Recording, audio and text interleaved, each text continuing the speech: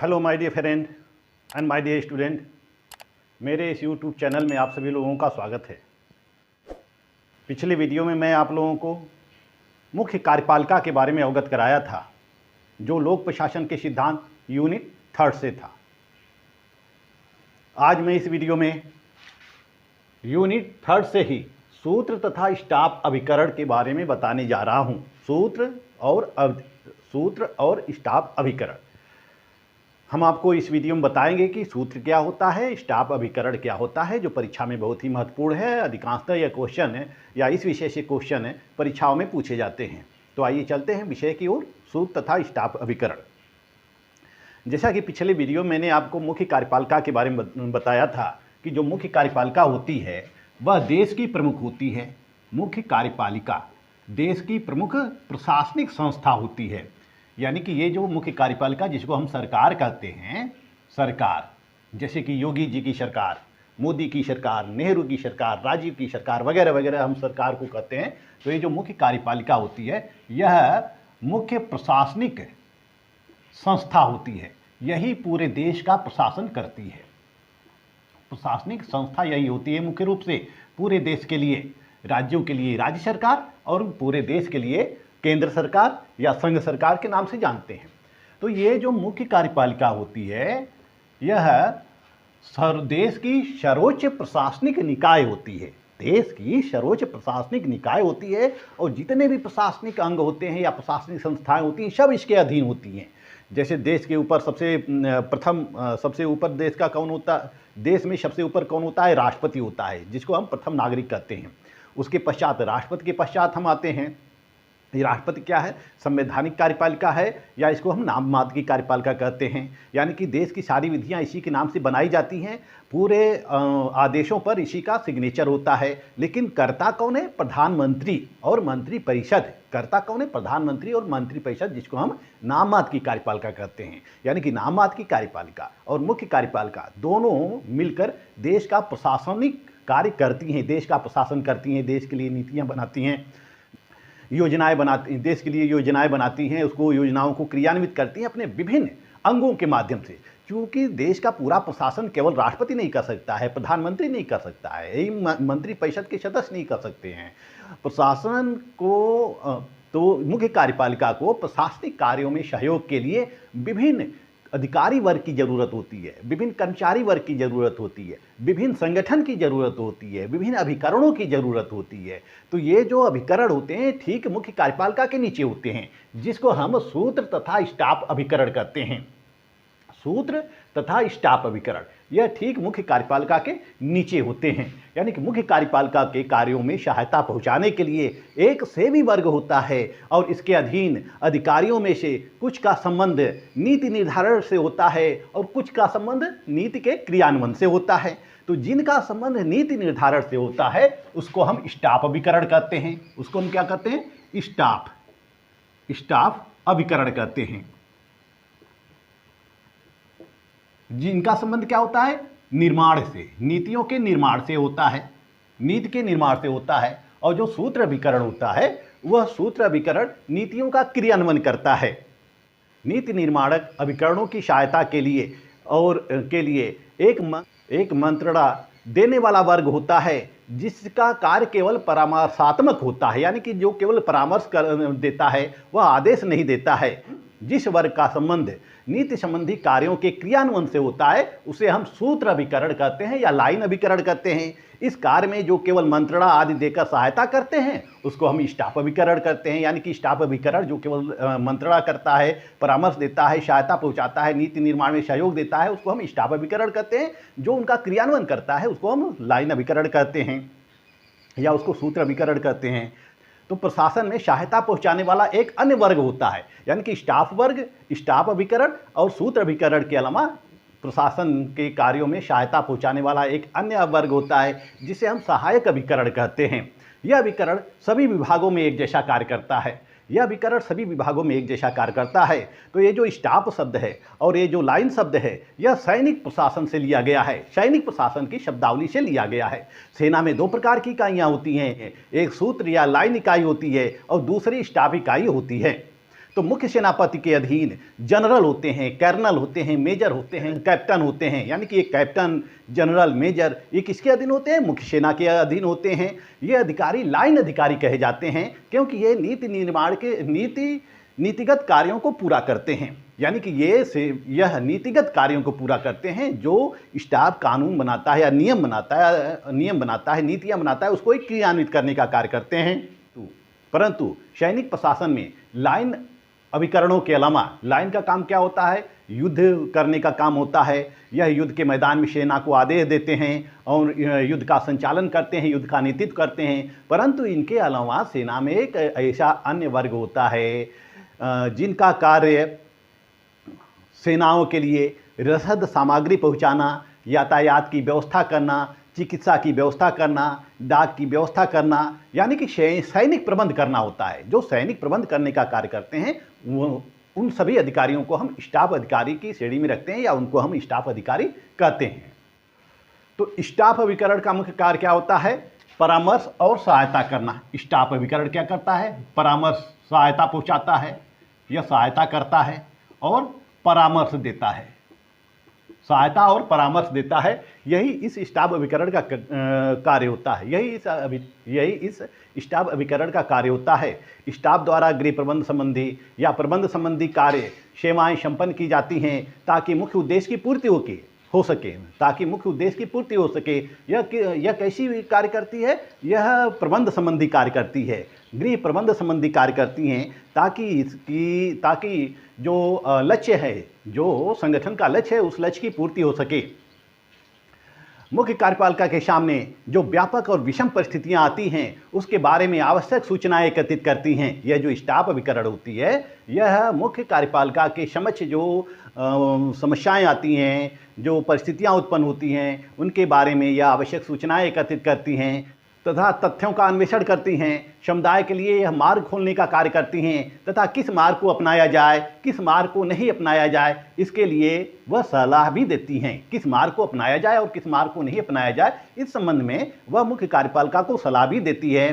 तो ये सब सारे कार्य स्टाफ अधिकारी को ही करना होता है। जैसा कि हेनरी फेयोल का कहना है, हेनरी फेयोल, आइए हम परिभाषा को देखते हैं। हेनरी फेयोल की परिभाषा है स्टाफ अभिकरण के बारे में। हेनरी फेयोल कहते हैं कि यह प्रबंध के विचार का एक प्रकार से विस्तार है। यह प्रबंध के विचार का एक प्रकार से विस्तार है ताकि अपने कर्तव्यों की पूर्ति में उसे सहायता मिल सके। वहीं एल डी व्हाइट का कहना है, एल डी व्हाइट,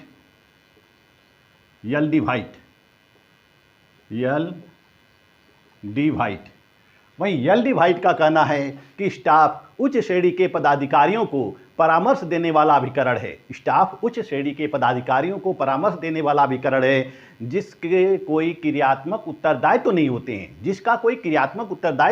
नहीं होता है। वहीं मूने के अनुसार, मूने कहते हैं कि स्टाफ अभिकरण कार्यपालिका के व्यक्तित्व का ही विस्तार है। स्टाफ अभिकरण कार्यपालिका के व्यक्तित्व का ही विस्तार है, जिसका अर्थ है अधिक आंखें, अधिक कान, अधिक हाथ, जो उसकी योजना के निर्माण और उसके क्रियान्वयन में उसे सहायता दे सके। तो इस तरह से जो स्टाफ अभिकरण होता है वह केवल सरकार को या संगठन में उनका कार्य क्या होता है? परामर्श संबंधी कार्य होता है, नीति निर्देशक संबंधी कार्य होता है, सहायता पहुंचाने का कार्य करते हैं। जैसा कि एक ब्रिटिश पुरानी कहावत है कि स्टाफ सेवाएं वे खच्चर हैं जो युद्ध लड़ने वाले खच्चरों के लिए सामग्री ढोते हैं। यानी कि पूरा प्रबंध करना कार्य, प्रबंधात्मक कार्य जितने भी होते हैं सब स्टाफ का होता है। आइए हम स्टाफ अभिकरण के वर्गीकरण को समझते हैं कि स्टाफ अभिकरण कितने प्रकार का होता है।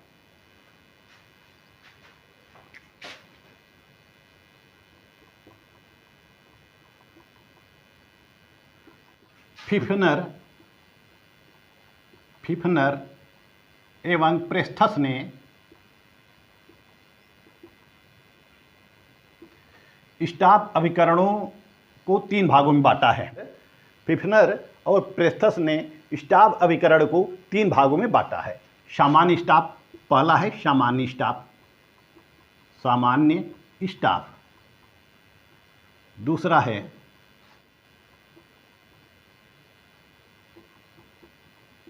तीसरा है प्राविधिक स्टाफ।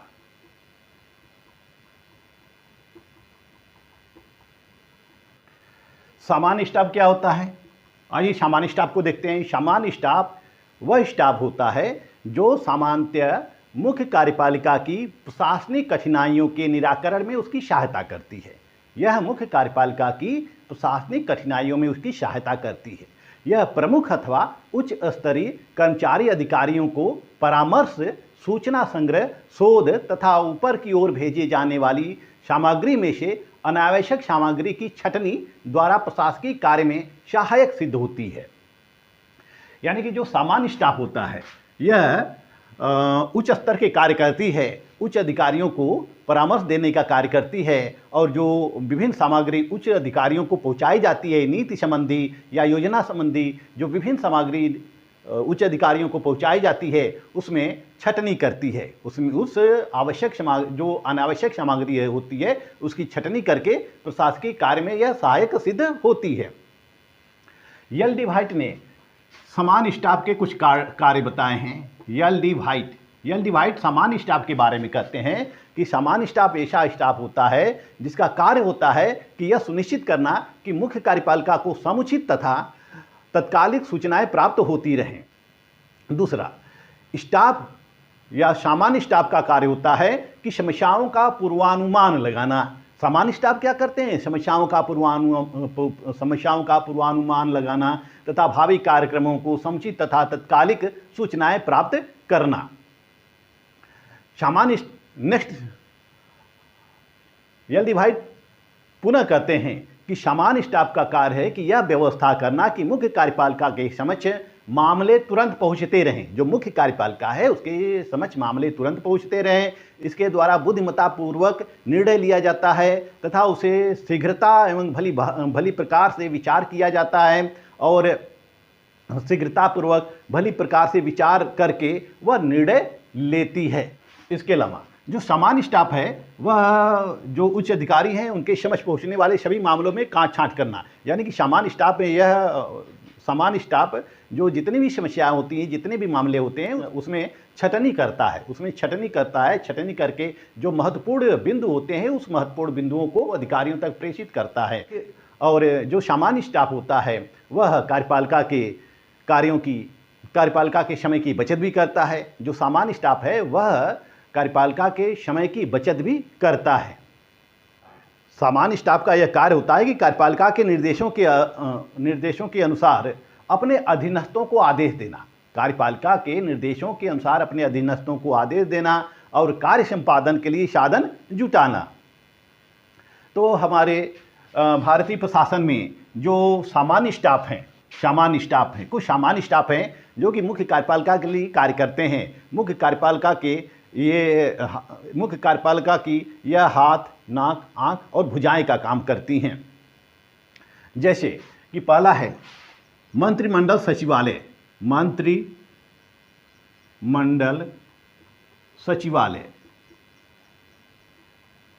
मंत्रिमंडल सचिवालय यह सामान्य स्टाफ है। इसको हम सामान्य स्टाफ की श्रेणी में रखते हैं या इसको हम स्टाफ अभिकरण कहते हैं। मंत्रिमंडल सचिवालय है। प्रधानमंत्री कार्यालय है, PMO, प्रधानमंत्री कार्यालय है। तीसरा, मंत्रिमंडल समितियां हैं, मंत्रिमंडल समितियां। चौथा, योजना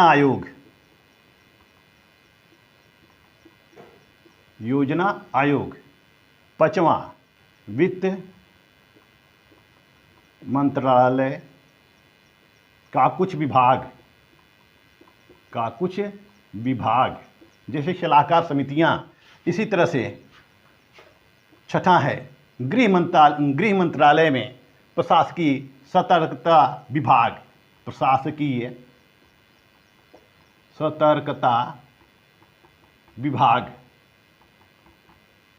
सातवां है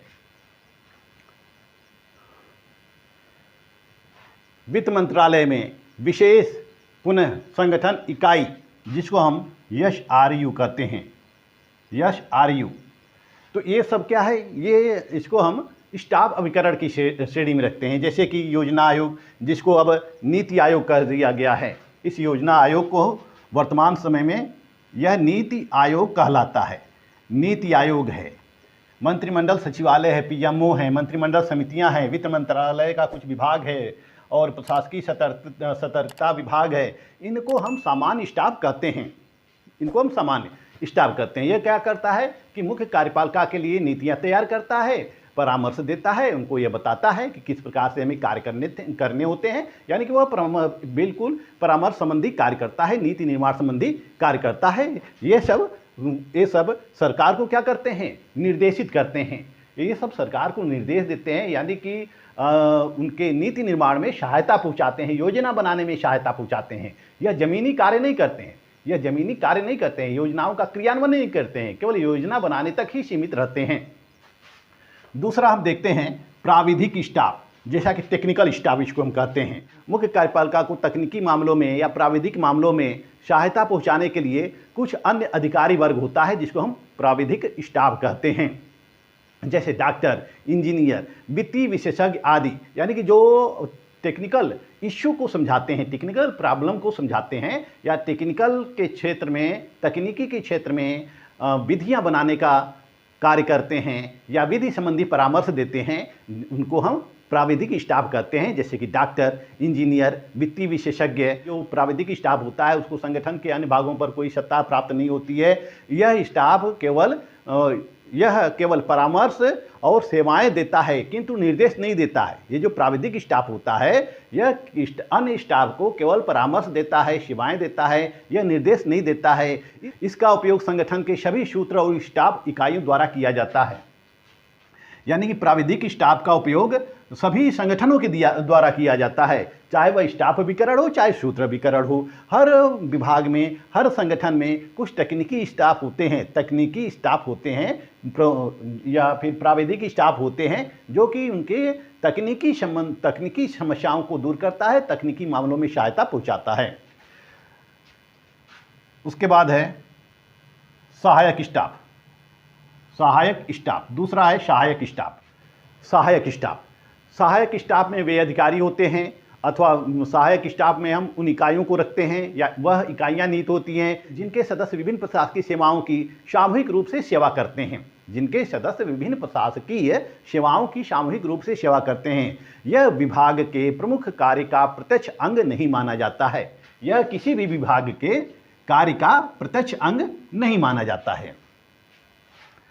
जैसे जब रेलवे विभाग मंत्रियों के आवागमन आदि के लिए रेलगाड़ियां चलाता है, तो यह उसकी प्रधान क्रिया होती है, यह उसकी प्रधान क्रिया है। लेकिन रेलगाड़ी चलाने के लिए कर्मचारियों की भर्ती करना, रेल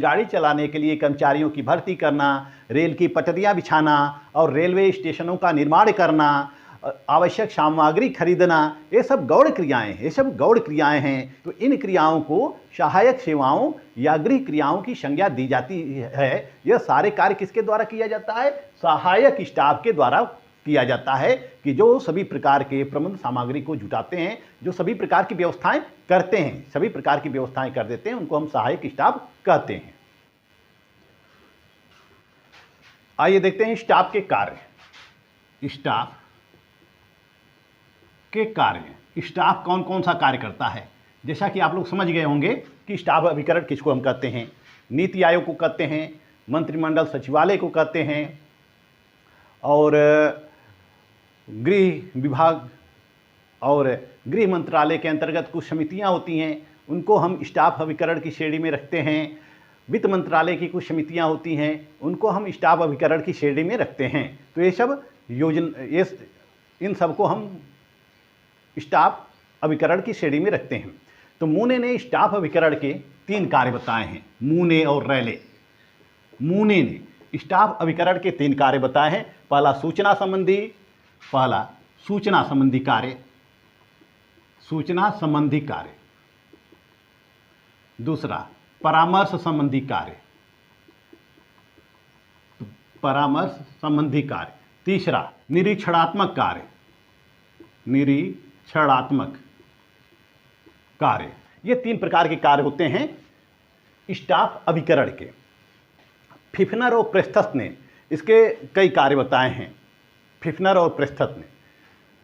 तो ये 3 प्रकार के कार्य होते हैं स्टाफ के। स्टाफ अभिकरण क्या करता है? सूचना देता है, यानी कि यह विभिन्न विभागों से, विभिन्न संगठनों से सूचनाएं इकट्ठा करता है और उन सूचनाओं को काट छांट करके यह मुख्य कार्यपालिका तक पहुंचाता है। मुख्य कार्यपालिका को विभिन्न मामलों में यह परामर्श देता है कि कौन सा कार्य करना है, कैसे करना है इत्यादि संबंधी मामलों पे यह मुख्य कार्यपालिका को परामर्श देता है। इसके अलावा यह विभिन्न विभागों का, विभिन्न संगठनों का निरीक्षण भी करता है। फिफनर और प्रेस्थस ने, फिफनर और प्रेस्थस ने भी स्टाफ अभिकरण के कई कार्य बताए हैं। जैसे कि पहला ये कहते हैं कि स्टाफ अभिकरण का कार्य होता है परामर्श करना। स्टाफ अभिकरण का कार्य क्या होता है? परामर्श करना, परामर्श देना या विभिन्न ट्रेनिंग देना और विभिन्न विषयों पर चर्चा करना। समन्वय करना, इसका कार्य कौन सा होता है? समन्वय करना। यह विभिन्न विषयों पर समन्वय करता है, विभिन्न विभागों में समन्वय करता है। केवल योजनाओं के द्वारा ही नहीं वरन व्यक्ति के संपर्कों के द्वारा ही यह समन्वय करता है। और इसका कार्य होता है विभिन्न तथ्यों को संग्रह करना, शोध कार्य करना, ये सब इसका कार्य होता है। शोध का यानी कि रिसर्च करना, विभिन्न समस्याओं पर रिसर्च करके उनका निराकरण प्रस्तुत करना। चौथा, योजना बनाना या नियोजन बनाना इसका कार्य होता है। यह संगठन के उद्देश्यों को प्राप्त करने के लिए विभिन्न प्रकार की योजनाएं बनाते रहते हैं और यह विभिन्न संगठनों के बारे में जानकारी रखते हैं, विभिन्न संगठनों से संपर्क स्थापित करते हैं। और पांचवा, यह सूत्र अभिकरण की सहायता करते हैं। सूत्र अभिकरण के लिए नीतियां बनाकर उसकी सहायता करते हैं। सूत्र अभिकरण की यह सहायता करते हैं। सूत्र अभिकरण क्या है मैं अभी आपको बताऊंगा। और कभी कभी सूत्र अभिकरण के द्वारा दी गई सत्ता का भी उपयोग करते हैं स्टाफ अभिकरण, यानी कि जो कार्य सूत्र अभिकरण से नहीं होता है वह कार्य स्टाफ अभिकरण से होता है। तो इस तरह से स्टाफ का उद्देश्य कार्यपालिका को पूर्णता प्रदान करना है। यानी कार्यपालिका कब पूर्ण होती है? जब ये स्टाफ अभिकरण उसके साथ रहते हैं, स्टाफ के विभिन्न अभिकरण उसके साथ रहते हैं, तो तभी कार्यपालिका को पूर्णता प्राप्त हो सकती है। और वास्तव में संगठन की सभी प्रकार की वैचारिक प्रक्रिया स्टाफ के द्वारा ही तय की जाती है, यानी कि यह स्टाफ अभिकरण ही मुख्य कार्यपालिका के साथ मिलकर पूरे देश का प्रशासन करती है, प्रशासनिक नीतियां तैयार करती है, सरकार को परामर्श देती है। अब आइए देखते हैं सूत्र अभिकरण क्या होता है। आइए देखते हैं लाइन एजेंसी क्या होती है या सूत्र अभिकरण क्या होती है। लाइन अभिकरण जो होता है वह सरकार के प्राथमिक उद्देश्यों को पूर्ण करते हैं। लाइन एजेंसी यह सरकार के प्राथमिक कार्यों को करते हैं। जैसे कि जनता से सीधे संवाद स्थापित करना, जनता को सेवाएं उपलब्ध कराना और विभिन्न अधिकारी और कर्मचारियों के बीच आचरण का नियमन करना, व्यवस्थापिका द्वारा निर्धारित कार्यक्रमों को पूरा करना, यानी कि व्यवस्थापिका ने, संसद ने जो नियम बना दिए हैं, जो कानून बना दिए हैं या जो योजनाएं लागू कर दी हैं, उन योजनाओं का क्रियान्वयन करने का कार्य करते हैं। जैसे कि इनका कार्य क्या होता है? कर वसूल करना। इसी प्रकार से अन्य कार्य होता है। रेल की पटरियां बिछाना होता है, सड़क निर्माण करना होता है, भवन निर्माण करना होता है, बिल्डिंग निर्माण करना होता है। ये सब कौन करता है? सूत्र अभिकरणों के द्वारा किया जाता है। यह जो सूत्र अभिकरण होता है यह प्रशासन का केंद्रीय तत्व होता है। प्रशासन बिना इनके सहायता से कोई भी कार्य संपादित नहीं कर सकता है। किसी भी देश का सरकारी प्रशासन अनेक छोटी बड़ी इकाइयों में विभक्त होता है, और जिन्हें हम क्या कहते हैं? विभाग कहते हैं। और ये विभाग ही लाइन या सूत्र अभिकरण के नाम से जाने जाते हैं। जो हमारे देश में विभिन्न विभाग हैं, इसी विभाग को हम क्या करते हैं? यही विभाग क्या है? लाइन अभिकरण है या सूत्र अभिकरण है। लाइन या सूत्र अभिकरण इसी विभाग को कहते हैं। पूरे देश के प्रशासनिक व्यवस्था को संचालित करने के लिए विभिन्न विषयों से संबंध विभिन्न विषयों के समरूपता के आधार पर पूरे देश के प्रशासन को कई इकाइयों में विभक्त कर दिया जाता है, यानी कि छोटी छोटी इकाइयां बना दी जाती है और इन्हीं छोटी इकाइयों को विभाग कहते हैं। जैसे कि रक्षा संबंधी मामलों पर रक्षा मंत्रालय की स्थापना कर दी गई है, गृह संबंधी मामलों पर गृह विभाग की स्थापना की गई है या गृह मंत्रालय की स्थापना की गई है, वैदेशिक सेवाओं के लिए या वैदेशिक नीतियां निर्धारित करने के लिए विदेश विभाग की स्थापना की गई है। इसी तरह से जनता को सेवा देने के लिए मानव संसाधन और विकास मंत्रालय की स्थापना की गई है। तो ये सब जो अभिकरण हैं, इन अभिकरणों को हम सूत्र अभिकरण की संज्ञा देते हैं। इनका संबंध मुख्य उद्देश्य की प्राप्ति से होता है, जिसके लिए सरकार का अस्तित्व होता है। यह जो संगठन होता है, यानी कि लाइन एजेंसी जो होती है, विभिन्न प्रकार की कार्य करती है। जैसे कि यह शिक्षा प्रदान करने का कार्य करती है, शैक्षिक कार्य करती है, स्वास्थ्य संबंधी कार्य करती है, चिकित्सा संबंधी कार्य करती है, निर्माण संबंधी कार्य करती है। यह निर्माण संबंधी कार्य करती है, जिसको कि हम PWD कहते हैं, लोक निर्माण विभाग। और इसके अलावा विदेश की नीतियां निर्धारित करने का कार्य करती है, उद्योग संबंधित कार्य करती है, वाणिज्य संबंधी कार्य करती है, यानी कि देश के लिए जितना भी विकास कार्य होता है यह विकास संबंधी कार्य करती है, लोगों को सुविधाएं देने का कार्य करती है, लोगों को सेवाएं देने का कार्य करती है।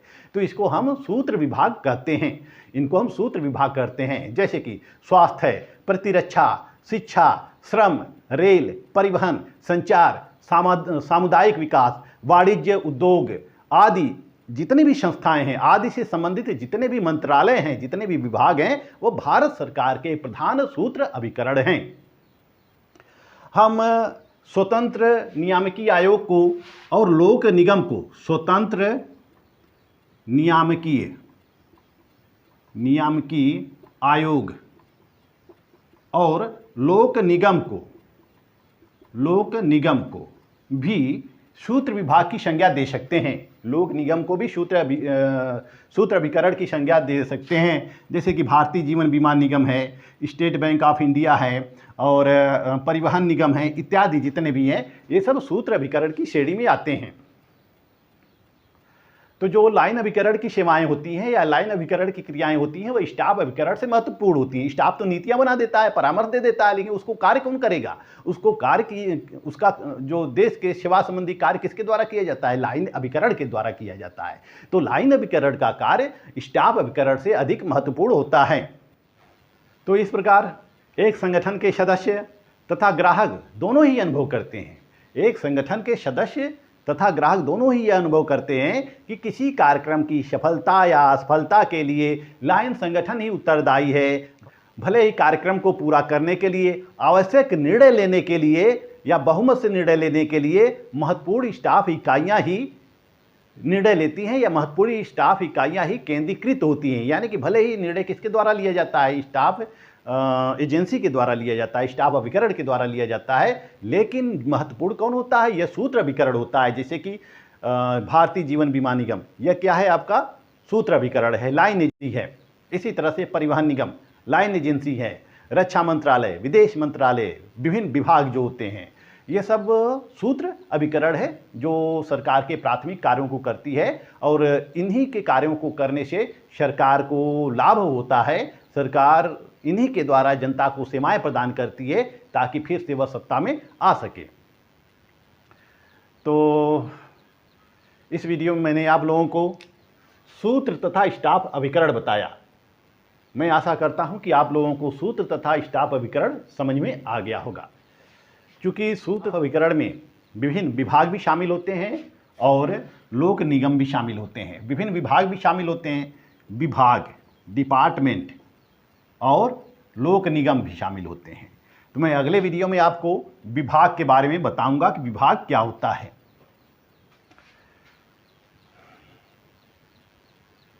मैं आशा करता हूं कि आप लोगों को मेरा वीडियो बहुत पसंद आया होगा। इसमें कहीं भी कोई समस्या हो तो आप मेरे कमेंट बॉक्स में जाकर कमेंट कर सकते हैं। मेरा चैनल आपको अच्छा लगे तो मेरे चैनल को लाइक, सब्सक्राइब और शेयर करते रहिए। मिलते हैं नेक्स्ट वीडियो में, तब तक के लिए धन्यवाद।